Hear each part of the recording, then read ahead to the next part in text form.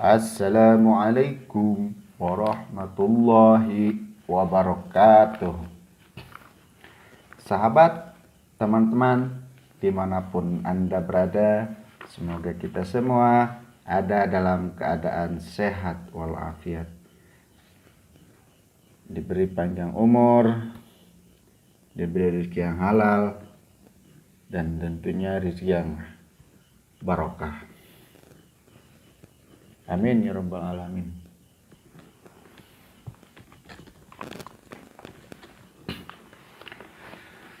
Oke, pada kesempatan kali ini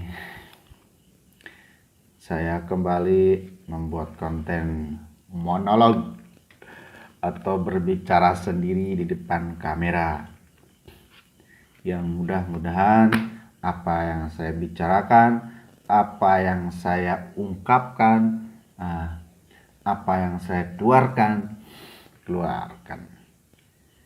bisa bermanfaat, khususnya buat saya pribadi, umumnya buat para penonton.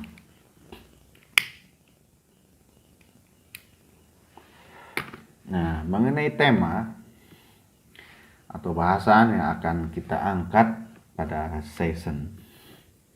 pada konten kali ini adalah tentang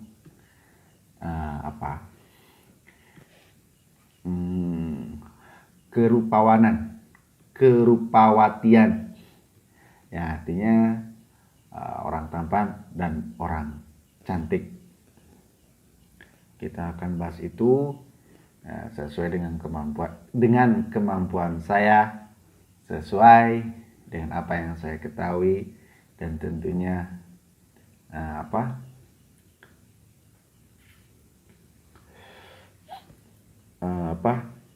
sesuai dengan kaidah-kaidah umum, adat istiadat, secara syariat, pokoknya secara luas lah, secara sosial, secara secara ilmiah yang dapat dipertanggungjawabkan. Mengenai fenomena mengenai permasalahan, sebenarnya bukan masalah, tapi bisa jadi masalah, yang namanya wanita cantik atau laki-laki tampan. Itu seperti lagunya sikapmu yang peramah dan pendiam akan selalu jadi perhatian, juga wajahmu yang teramat tampan, kenal lagunya, akan selalu jadi perhatian. Nah, itu emang fakta, baik orang laki-laki yang rupawan atau wanita yang rupawati, cantik, tentu akan menjadi perhatian. Kenapa? Karena indah. Memandang orang cantik dipandang oleh laki-laki itu indah. Sebaliknya sama, wanita melihat laki-laki tampan pun indah. Tentu semua manusia, semua manusia lah, pokok kita khususkan manusia. Semua manusia menyukai keindahan, itu tidak bisa dipungkiri. Makanya ketika ada lagu akan selalu jadi perhatiannya, emang benar. Ya, karena semua manusia itu suka keindahan. Begitu. Jadi kita awali pembahasan ini bahwa setiap manusia itu menyukai keindahan. Keindahan rupa ya, baik rupa laki-laki ataupun rupa perempuan. Mengenai rupa laki-laki, seperti cerita di dalam Al-Quran, Nabi Yusuf yang mau dipaksa oleh Siti Zulaikha, ya kalau nggak salah.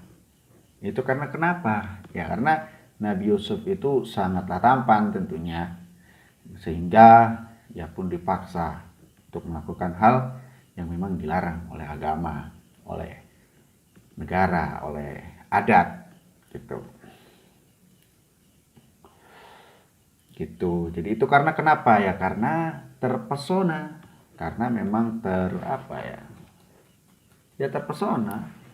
melihat suatu keindahan.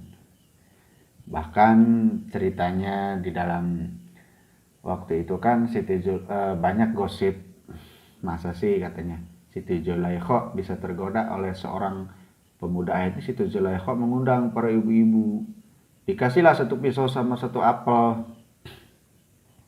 Satu pisau aja ya kalau nggak salah, lupa saya ceritanya, pokoknya gitulah, dikasih pisau.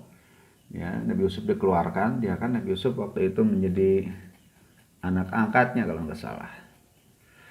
Keluarkan dari kamar, suruh lewatin ibu-ibu. Ibu-ibu lagi motong apel. Ketika Nabi Yusuf lewat itu semuanya terpana, terpesona, bengong. Akhirnya ketika jari-jari mereka terpotong sampai putus pun sampai tidak terasa. Ya karena apa? Ya karena melihat keindahan rupa.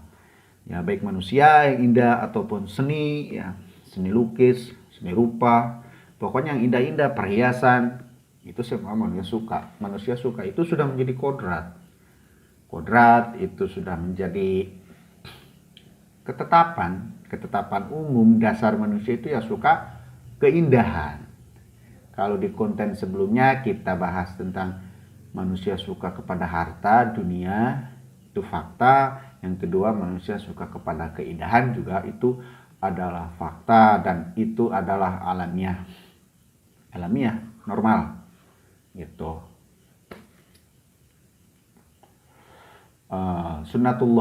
Sunnatullah kalau bahasa para ustadz, sunnatullah gitu. Yang pertama. Nah, mengenai keindahan rupa ini, sebagian yang terjadi di masyarakat umum, selalu ada pandangan negatif terhadap orang-orang atau manusia, baik laki-laki atau perempuan yang mempunyai rupa yang indah. Katakanlah selalu berpikiran negatif kepada orang tampan ataupun kepada orang jelek. Kan ada lagunya Doel Sumbang yang judulnya apa, Runtah kalau nggak salah, Runtah.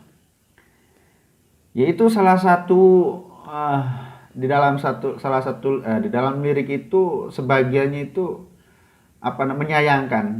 Ya, jadi orang wanita cantik menjual diri seperti itu. Apakah karena dia merasa dirinya cantik atau gimana? Ya sebenarnya begini, kita nggak bisa menjustifikasi bahwa yang cantik itu nakal, yang tampan itu nakal. Ente tidak tahu bagaimana rasanya menjadi orang cantik ataupun menjadi orang ganteng itu. Rasanya ente belum tahu kalau ente belum merasakan dalam level seperti itu. Gitu. Jadi cantik, jadi ganteng itu berat, saudara. Berat, saudara. Karena saya juga pernah merasakan. Karena saya juga, ya alhamdulillah segini mah, gitu. Berat sekali. Jadi selalu ada pikiran negatif dari masyarakat, dari orang awam, bahwa yang tampan atau yang cantik itu suka berganti-ganti pasangan, ganti-ganti pacar.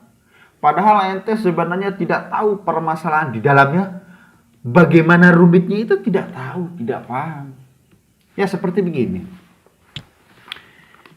Ini seumpama satu perhiasan ini emas, semua orang suka, ya kan?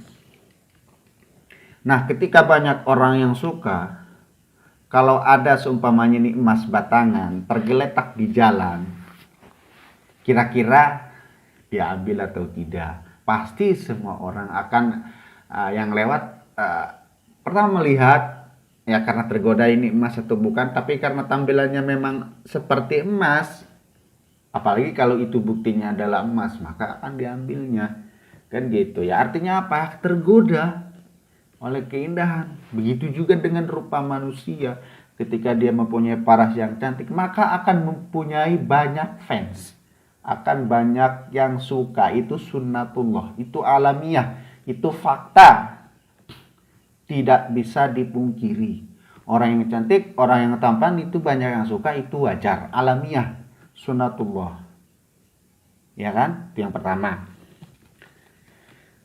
Terus kenapa sih kesannya kalau orang cantik itu suka ganti-ganti pacar, ganti pasangan, ini itu. Ente sebenarnya tidak tahu ketika dia seumpamanya si wanita cantik punya pacar, ada yang mau si A, ada yang mau si B, si C, si D, dia nyemperin, ngedeketin, itu sebenarnya bukan karena dia mempunyai banyak lelaki ya, karena dia tuh orang cantik mempunyai magnet, mempunyai daya tarik, membuat para lelaki terpesona. Jadi bukan karena dia nakal sebenarnya. Jadi jangan negatif dulu. Jadi setiap manusia, setiap orang itu mempunyai permasalahannya masing-masing. Gitu. Kalau istilah Sundanya ada istilah saling sangka. Silih sangka. Ya Indonesianya saling sangka. Pada orang lain menyangka kalau orang lain itu lebih enak hidupnya daripada kita, padahal belum tentu. Ketika kita menjalani kehidupan orang yang disangka oleh kita belum tentu enak. Gitu. Seperti contoh orang dagang cilok, dia berpikiran kalau orang dagang bakso itu enak. Enak ya kalau dagang bakso. Atau yang agak jauhan lah, jadi kurir. Tukang cilok melihat tukang kurir ya, enak ya, dia mah cuman nganterin doang ke tiap rumah. Enak kata dia, kata tukang cilok. Kata kurir, enak ya jadi tukang cilok. Apalagi kalau modal sendiri, nggak ada yang ngatur, tinggal dorong sebentar, duduk diem, nggak kayak kurir, selonong sini, antar sana, antar sini. Nah, kan hidup itu saling sangka, silih sangka, saling sangka, menyangka hidup orang lain itu lebih enak daripada kita. Sama ketika orang yang dari segi rupa biasa, sederhana, ataupun katakanlah maaf jelek ya, menyangka kalau kehidupan orang cantik, orang tampan itu enak, padahal nggak begitu, bahkan mungkin lebih berat daripada yang ente sangkakan. Karena dia mempunyai tanggung jawab. Tanggung jawabnya dua arah loh. Orang tampan sama orang cantik dua arah itu. Tantangannya. Pertama, dia banyak yang suka. Kedua, banyak yang iri.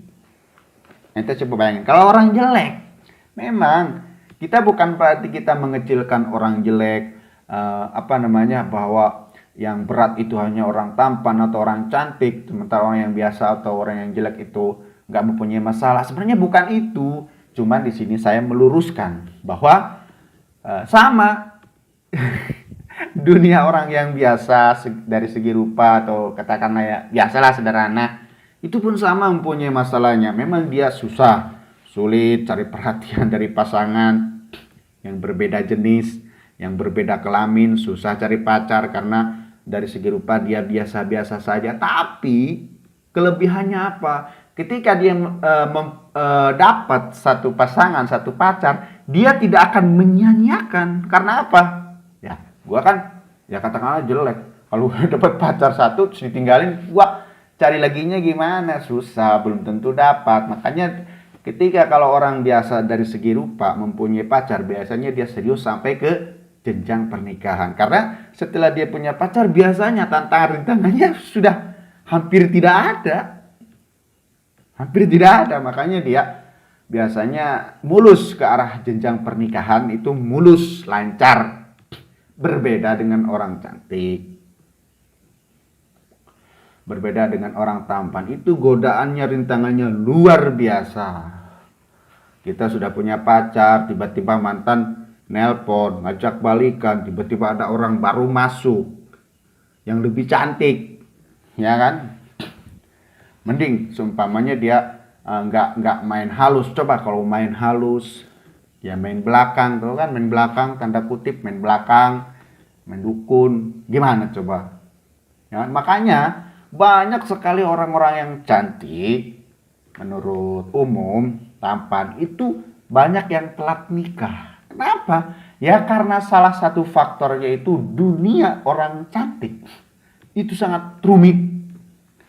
Karena dia akan berhadapan dengan mantan, dengan pasangannya yang sendiri, pasangannya yang sah, dengan orang-orang yang baru yang terus berdatangan menembak dia. Itu berat sekali. Ditolak gimana, diterima gimana, susah. Kalau ditolak, takutnya terjadi apa-apa. Diterima lah, saya udah punya pacar. Tuh, bingungnya di situ. Itu rumit sekali. Banyak pertentangan batin sehingga banyak baik dari kalangan artis ataupun orang biasa yang memang mempunyai rupa cantik itu biasanya rata-rata telat nikah. Bukan karena tidak laku, justru karena terlalu laku. Dia jadi bingung, dilema, dan banyak makan pikiran. Contoh si Luna Maya, pergaulannya coba bebas tidak? Dia itu bebas, pergaulannya itu bebas, apalagi artis. Ada yang mengatakan, maaf ya, bukan saya merendahkan artis. Ada yang bilang bahwa artis itu dunia binatang. Ada yang bilang, tapi bukan saya. Ada yang bilang ke saya, yang artinya apa? Artis itu dunia bebas. Kayak narkoba, seks bebas, dan lain sebagainya. Belum lagi bisnis-bisnis uang yang begitulah.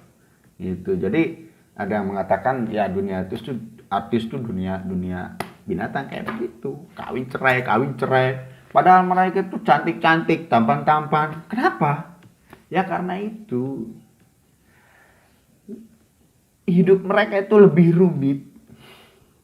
Karena dia secara global dia mempunyai rintangan atau tantangan dua arah. Pertama, banyak yang menyerang. Kedua, banyak yang iri. Bayangin, orang yang suka dia berusaha dengan usaha lahir dan batin untuk mendapatkan dia, yang iri berusaha untuk menghancurkan dia, ya kan, yang sakit hati dan lain sebagainya. Kalau orang jelek, masalahnya serumit itu tidak. Orang fansnya juga sedikit. Semakin banyak fans, semakin banyak teman, maka akan semakin banyak masalah. Tapi bukan berarti kita harus tidak boleh mempunyai teman banyak. Boleh, yang penting kita bisa jaga jarak, bisa membawa diri, dan juga bisa memilah dan memilih mana yang memang harus akrab atau hanya sebatas teman biasa, seperti itu. Tapi dalam kenyataannya, dalam faktanya, semakin banyak teman itu tanda kutip ya, artinya orang dekat, bisa sahabat, teman, kawan. Itu semakin banyak teman, semakin banyak kawan, semakin banyak sahabat, maka masalah akan semakin banyak. Banyak artis-artis yang keren-keren, rupawan-rupawati, banyak yang telat nikah ya karena itu. Kehidupan orang rupawan, rupawati itu lebih rumit karena dia akan menghadapi banyak orang, banyak fans, banyak penggemar, banyak orang yang suka, dan tentu banyak orang yang tidak suka. Jadi hidup itu jangan saling kan ada istilah begini katanya, percuma ganteng kalau dia tidak kerja, percuma ganteng kalau dia tidak punya duit. Kenapa ganteng harus dibawa-bawa, pemirsa? Kalau namanya orang nggak punya duit, mau ganteng mau jelek ya artinya apaan? Sama aja. Kenapa ganteng itu dibawa? Ya karena itu ganteng itu menjadi salah satu, atau cantik itu menjadi daya tarik. Makanya dimasukin di situ kepada istilah ganteng-ganteng. Buat apa kalau nggak ada duitnya? Kan gitu. Berarti kan ada nilai plus. Ganteng itu nilai plus, cantik itu nilai plus. Seperti itu. Jadi buat apa kata-kata ganteng itu harus dibawa-bawa? Kenapa orang jelek nggak dibawa? Contohnya begini. Buat apa jelek kalau tidak punya duit? Buat apa jelek kalau tidak kaya? Buat apa jelek kalau tidak kerja? Kenapa tidak ada kata-kata seperti itu? Ya karena nilai orang jelek dibanding orang yang punya rupa, yaitu mempunyai nilai plus gitu. Padahal itu sangat jelek istilah seperti itu. Buat apa ganteng kalau tidak kerja? Buat apa ganteng kalau tidak punya duit? Itu sebenarnya istilah yang salah, secara ilmiah itu salah. Ya orang namanya nggak punya duit, mau ganteng mau jelek ya sama aja. Gitu harusnya. Cuman kenapa kata-kata ganteng di situ dibawa? Yaitu karena disadari atau tidak, itu membuat wanita terpesona atau membuat laki-laki terpesona kalau cantik kan gitu. Ya, artinya yang namanya hidup itu tidak usahlah kalau kita pengen tenang, tidak usah saling menyangka bahwa hidup orang lain itu lebih enak daripada kita. Siapapun dia, pekerjaan apapun yang dia jalani, rupa seperti apa yang dia punya. Tetap setiap orang mempunyai masalahnya masing-masing yang bisa jadi permasalahan dia itu atau mereka itu lebih berat daripada kita. Jadi hidup itu jangan saling nyangka, jangan negatif, kita harus positif. Wah, orang ganteng, orang cantik itu nakal, gonta-ganti pacar. Ente nggak tahu kenyataannya seperti apa. Begitu berat. Begitu berat. Ketika sudah punya pacar, datang yang lebih cantik, yang lebih kaya, yang lebih tampan, lebih ganteng. Nah, itu satu godaan yang sangat dilematis. Apalagi kalau kita punya masalah. Sehingga kadang-kadang aduh mau habis ya. Udahlah, nanti kita teruskan lagi di season berikutnya. Saya akhiri saja konten ini atau pertemuan kali ini karena memang durasi ya, ini waktunya HP-nya udah penuh memorinya. Kapan-kapan kita sambung lagi. Oke, semoga bermanfaat khususnya buat saya pribadi, umumnya buat para pemirsa.